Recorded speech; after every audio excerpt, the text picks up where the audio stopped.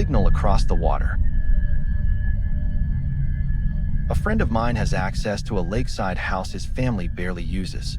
In the summer of 2025, he invited me out for a quiet weekend.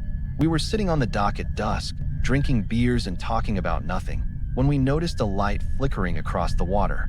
At first, we thought it was a reflection, but it kept flashing. 3 short, 3 long, 3 short. Even I knew what that meant. SOS. There was no cell service out there unless you were close enough to connect to the house Wi-Fi. So we made a dumb decision. We took a kayak and went across the lake. When we reached the property where the signal came from, the place looked abandoned. Dock half collapsed. Yard overgrown. No porch light. No sound. We didn't go to the front door. We found an unlocked window and slipped inside. The house was empty in a way that felt wrong. Not empty like nobody's home. Empty like nobody ever lived here. No furniture. No photos. No clutter. Just bare rooms. We found the stairs and crept up to the second floor. In the room facing the lake, we found it. A projector aimed at the window.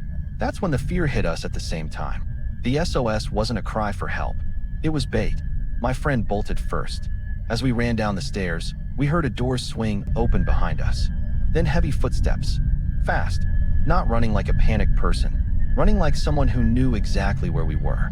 We burst out the window and sprinted toward the water. And that's when we realized. The kayak was gone.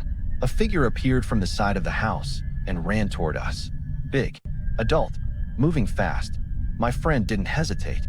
He jumped into the lake fully clothed. So did I. We swam across on pure adrenaline, lungs burning, arms cramping, eyes locked on the distant lights of our side. When we finally reached the dock, we called the police. They crossed the lake. They searched the house. And they came back with the most frustrating sentence anyone can hear after something like that. They found nothing. No signs of anyone inside. No kayak. No footprints. Just an empty house, like it had always been empty. But sometimes I still think about how quickly that kayak disappeared, and how close we were to being stuck on that shore.